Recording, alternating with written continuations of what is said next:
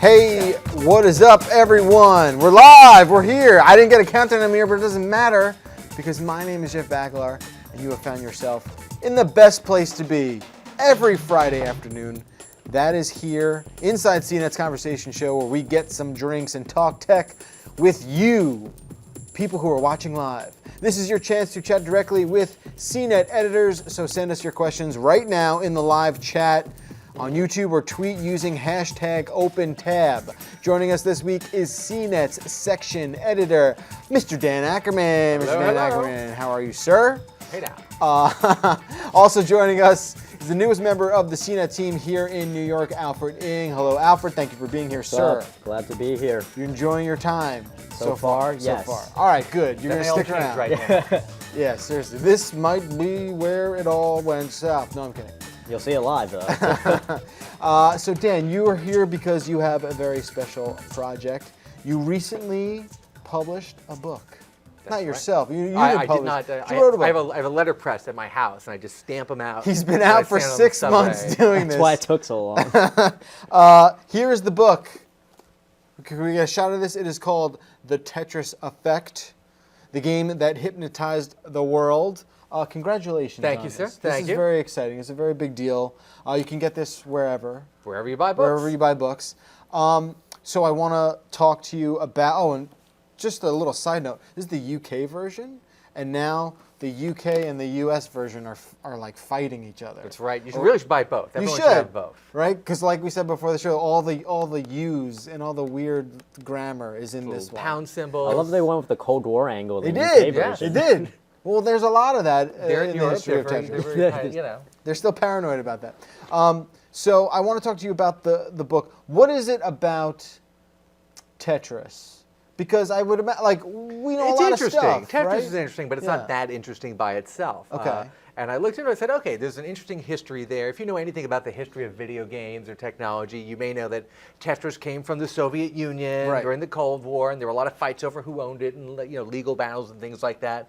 That's fine. The more I looked into it, though, I realized this isn't a game story. It's actually a startup story, very similar to the startup stories that we obsess about over at Silicon Valley and elsewhere. Sure. But it's a startup story from the Soviet Union in the middle of the Cold War in Moscow, and that's what made it super interesting to me, that we were taking this modern, startup story that we talk about, but finding the most unlikely version of it possible that's had a huge global impact over 30 years. So, I mean, the way you describe it like that almost makes it sound like it was this sort of accident, or at least its popularity. Oh, and of course explosion it that- is. How is a little software program some guy makes in a Russian, science Right. academy all of a sudden become $1 billion global business? It's the most unlikely of success stories. So, like, how? And I don't want you to give away too much about what's in the book, but like, how does ownership work there? Like, and I'm sure obviously that you get into that, but like, how did that play out? That's a huge part of it. Yeah. It's almost like a Cold War,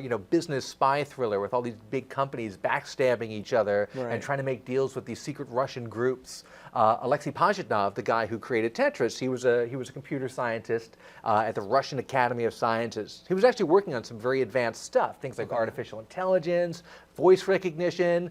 For the Soviet Union in the 80s, that's like super cutting edge. Yeah. In his spare time, he used his ancient computer, ancient even for them at the time, to make this a game that mimicked this puzzle game he used to play as a kid.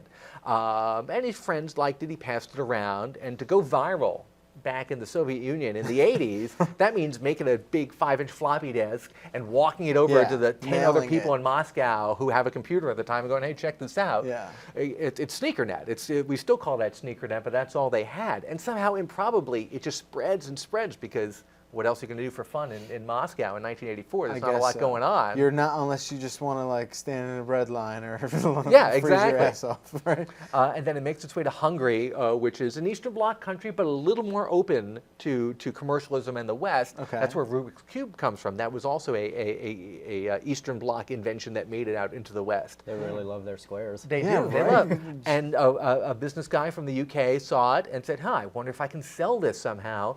Maybe I'll find out it's from Russia. I'll try to talk to the Russians, they don't understand intellectual property rights or licensing. They're communists. Right, yeah. So he just goes, It all all right, belongs listen, to the I'll state." work out a deal with these guys, but in the meantime, I'm just going to start selling this out of the back of my Yeah. car. Oh, okay. And that led to many, many intersecting lawsuits and this huge tangle that takes us through this whole legal and business thriller. Cool. All right. Sounds like you're already working on like the movie adaptation. I feel we're just going to act it out right now. I feel like there's substance there. It It's could a happen. stage show, a two-hander, Definitely. a three-hander. Now I've read half of the book. Don't spoil the ending for me. The ship sinks.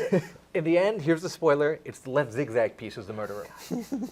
Well, there's no point in me reading the rest of it anymore. But I think one of the interesting things, though, you put a lot of detail into the losers in the Tetris race. And, most books, it's essentially just, all right, here's this guy who did a really cool thing. That's their story. But, how did you get in contact? And, why did you decide to put so much, focus on, people that didn't, win the rights to Tetris? When you're telling a history story or a good nonfiction story, I think it's really all about, it's not just about what happened, it's about the characters. You really need characters that make the history come alive. And what I found was this story had so many fantastic characters in it. Alexei Pashtunov and Hank Rogers on one side, but also the guys you talked about who lost out in the end. Guys like Robert Maxwell and Robert Stein and a lot of the other Russians and the guys at like Tengen and Atari and Spectrum Holobyte. And they were also interesting. I thought it was a great sort of large cast of characters that I could walk through. And a lot of them were very happy to talk to me and tell me their stories and a lot of like interesting anecdotes that haven't been published anywhere else before. So I found it was a great human story behind it, and that's what really helped me to kind of put it together in that way and make it a character piece. What was the most surprising sort of maybe even shady thing? I mean, a lot of shady There's stuff a lot happened. of shady. My favorite surprising thing was a little bit later when Nintendo was finally negotiating with the Russians for various Tetris rights for the Famicom and NES Because and a lot of the people Game Boy. associate Tetris just with Nintendo. True, and Nintendo was kind of a Johnny-come-lately to that, but they're the guys who really mainstreamed it after it was a kind of a cult hit on PCs. And of course, we go to CES every year. There's a big scene set at CES in like 1987 where the game is just on PCs. Yeah. But when Nintendo, Howard Lincoln, who's a famous figure, he later went on to become the president of the Seattle Mariners. I think he just retired a few months ago. Okay. And Minoru Arakawa, who was the founding president of Nintendo of America, they're in Russia trying to do some of these negotiations, and they're sitting in a room, and the Russians come in with a cosmonaut. And they go, comrades, this is comrade so-and-so, a cosmonaut. He wants to talk to you about Nintendo sponsoring the Russian space program. Maybe we could send the Soyuz capsule up. It'll have a big Nintendo logo on the side. These were very forward-thinking Russians. Yeah, right?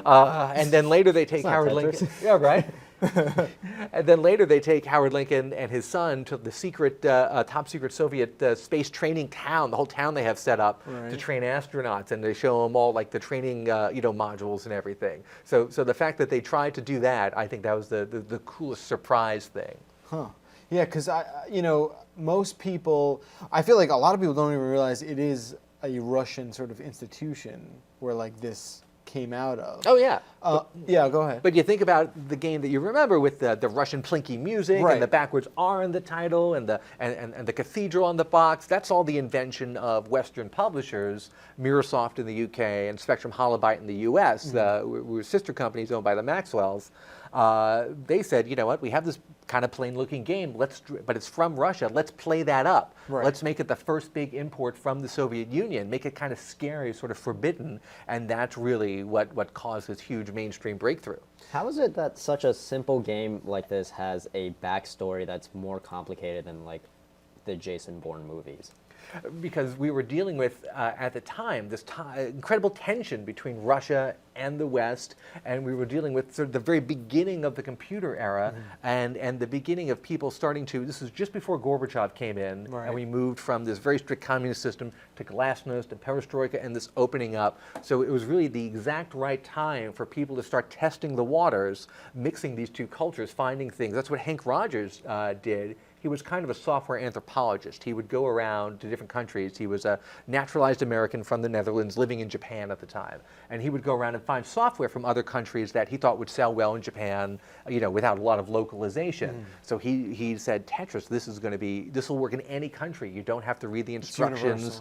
You don't have to understand any story. You could just watch it for 30 seconds and you know how to play it. So that and the Russian stuff and just the era of computer stuff we're at, and the birth of the NES and the Game Boy, this perfect storm came together, and that's why, you know, instead of just being an 80s, you know, curiosity, EA just sold 500 million Tetris downloads on smartphones. And that blows my mind. 30 years later. Yeah. I feel like Tetris really ended the Cold War. It was. Yeah. This was like the silent assassin. It was the first Russian thing that a lot of people were exposed to that actually was from Russia. Right. And it kind of gave us it's like the old Sting song. We're like, oh, the Russians are just like us. They like video games too. Right. No, yeah, it's an amazing story. You can get the book wherever books are sold. I think we might be giving one away. We're happy to give one away. I don't know if it's I'll sign it for you too. Excellent. I don't know if it's this one in my hands. It could be. But we'll figure it all out. So we're going to pass this along to someone who's watching live, but we'll have rules on how to do that. I think they're going to be up on screen or something like that. Awesome. I'll just mention one other thing very quick that I was super happy to do, which was finally be able to get some cool blurbs from some people I really admire. So and I think the most fun thing was I got Steve Wozniak wrote a little blurb on the back. Fantastic. And Ernest Cline, who wrote Ready Player One, which is a fantastic book.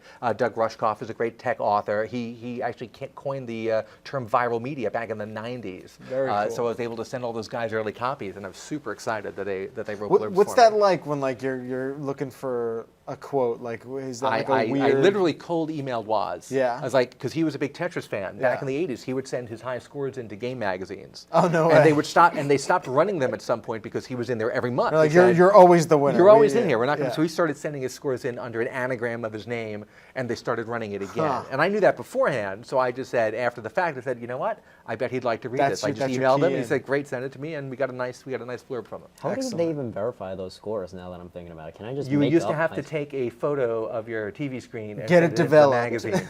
When you're dealing with a camera, how are you going to do that on an old 35mm camera? I'm going to travel back in time and do it now. So. Take that, Woz. So we are looking for our 100th Twitter follower for the handle of the show. That's a big accomplishment. That's CNET Open Tab. If you are our lucky winner, you will get a signed copy of The Tetris Effect by Mr. Dan Ackerman. Thank you so much for being here. Really appreciate it. My pleasure. And good luck to everyone. With that out of the way, we're going to take a break. We have a great video. It's an oldie but a goodie. Luke Westaway in our London office is currently spending his last week at CNET. It's very upsetting. But back in 2013, he made an Adventures in Tech segment that spotlights both Nintendo's Game Boy and the Tetris Effect. So we have dug that up, and we blew the dust off it, and we're going to play it for you right now. We'll be right back. These days, if a piece of tech isn't the fastest, the biggest, and the brightest gadget in town, it's tempting to write it off as a failure. But this iconic gaming gadget proves that sometimes less really can be more. Here's why.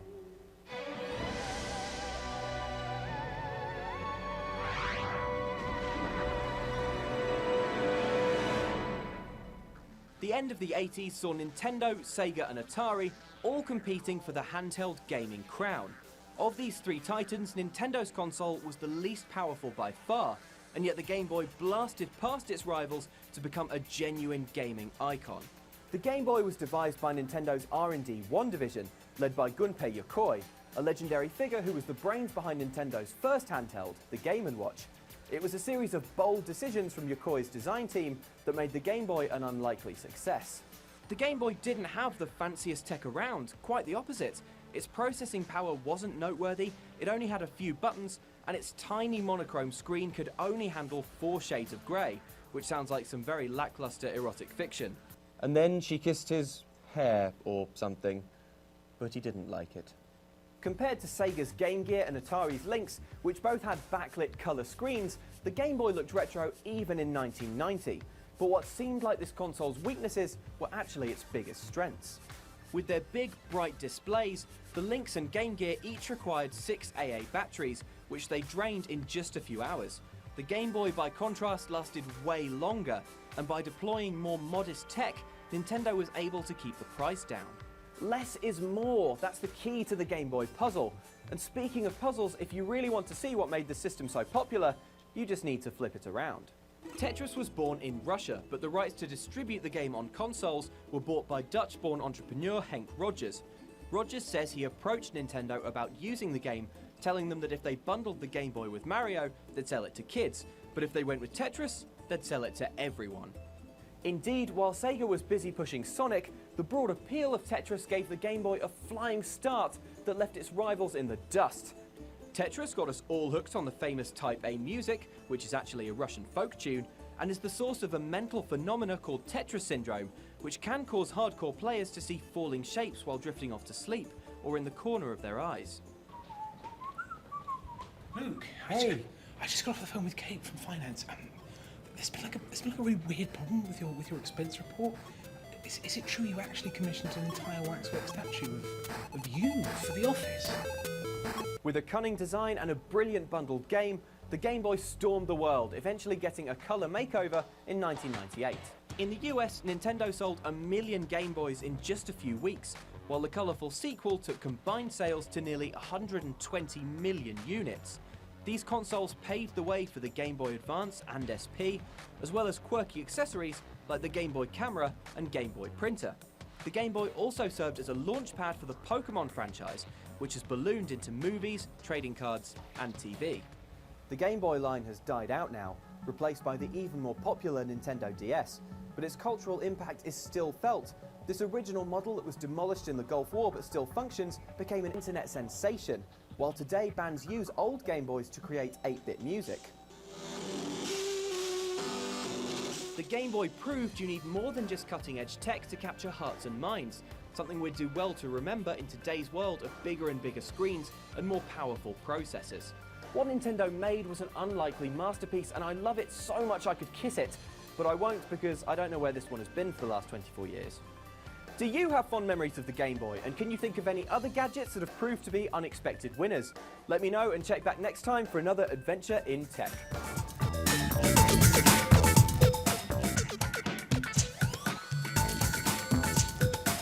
Hey, welcome back to Open Tab, and right now it is time to take a gander at this week's Geeky Cocktail.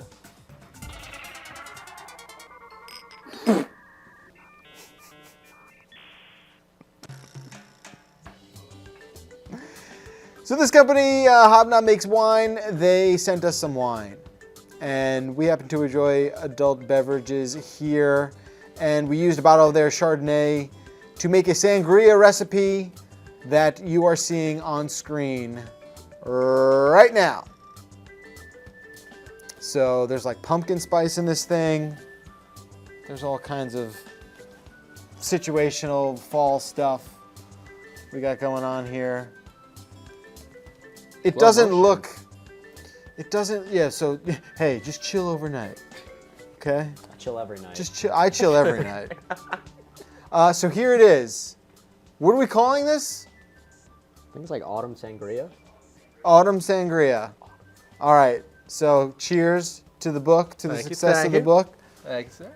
And to Alfred, welcome. No, this is, This was great. no, this I will go love here. some of this That- Autumn Sangria. This, I was telling Dan, this tastes like, no, I'm not going to say what I thought. It's just not the best. It's just not our style. It's not our style. There's a lot of fruit in there. That's nice for, people who like fruit. In their drinks. In their drinks. I like it with peanut butter outside of a drink. So I'm going to pass. What do you think, Alfred? Autumn Sangria brought to you by, what is this? What it is How much am I getting paid for this? It is brought to you by Autumn. The season Autumn. Because it'll make you fall. Oh, hey watch now. out! There's that youthful wit I've heard so much about. All right, that was great. Let's move on to our next segment.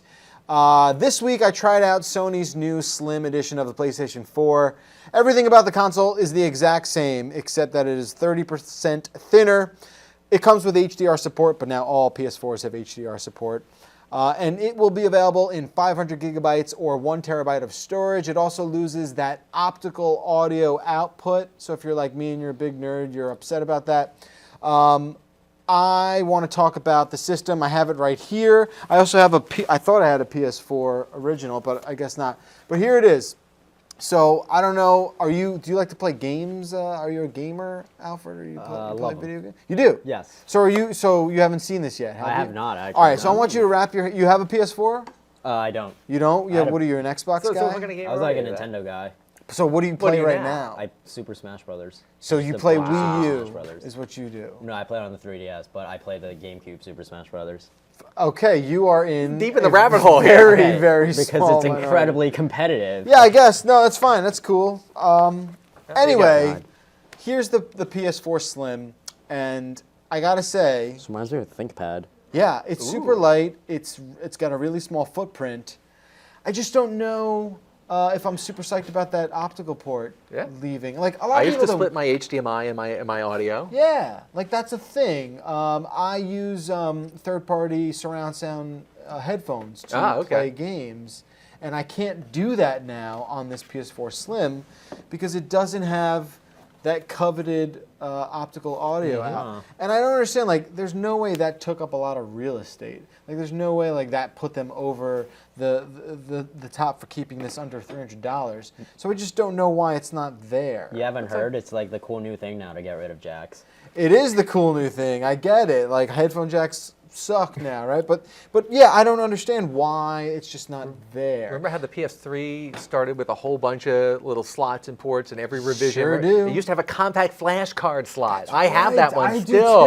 too. And then every time they did a new version, it got a little smaller and it Right. lost one of those slots. Yeah, it was just like, oh, it shrunk, but also lost a You don't port need in that. the process. I get it. Sony makes a lot of proprietary stuff that you only need a USB slot for to hook up headphones to. I understand that, but come on, don't like alienate I would venture to say tens of thousands of people who own third-party headsets like that. It's a big deal. Other than that, this thing is exactly the same. So it's not even like the Xbox One S that has like tiny hardware improvements. This is one-to-one, pretty much the same exact thing. You could even replace the hard drive like you can on all these systems. It's funny, the only thing I don't like about it is that you can't really stand it. You can stand it up on its side. Do they but sell a stand? But they sell a stand. I Oh. almost So they get your wouldn't. money. Totally, I wouldn't do it by like the other one. I would let you Yeah. can stand it up and it's fine. This one, it just seems a little wobbly. Because it's so thin, so maybe you got to buy that You $20, need that $20 stand. It's always that $20 piece of plastic that they sell you. It's $20 for a stand and an optical audio out. Yeah, I wish. Then See, you'd be hopefully that's cooking. what the stand I comes would, with. That's what I would pay for. But yeah, other than that, standard affair. It runs quieter. Doesn't really run cooler. I know a lot of people thought it would be like a cooler system, temperature-wise. But no, man, this thing heats up. You can cook an egg on this after a while. And that's really it. Well, it looks like a George Foreman grill. It so. does. Oh, you know what else? Like, this is super lame. We carry the console around a lot at the office, right?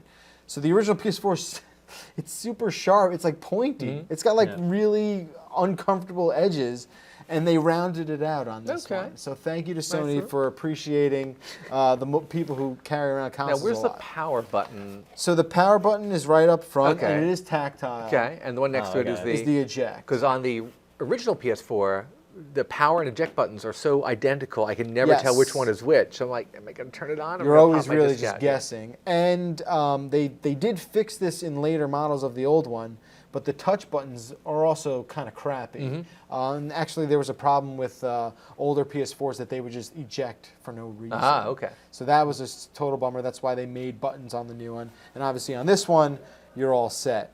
So that's about it. This does also look like the PS4 Pro that's coming out. PS4 Pro basically just has like another piece of bread on this sandwich, if that makes sense. And yeah, that's it. PS4 Slim, it's a replacement, not an upgrade. If you already have a PS4, don't buy one of these. You're wasting your time and your money. Anything else to add? I think we covered all the bases there.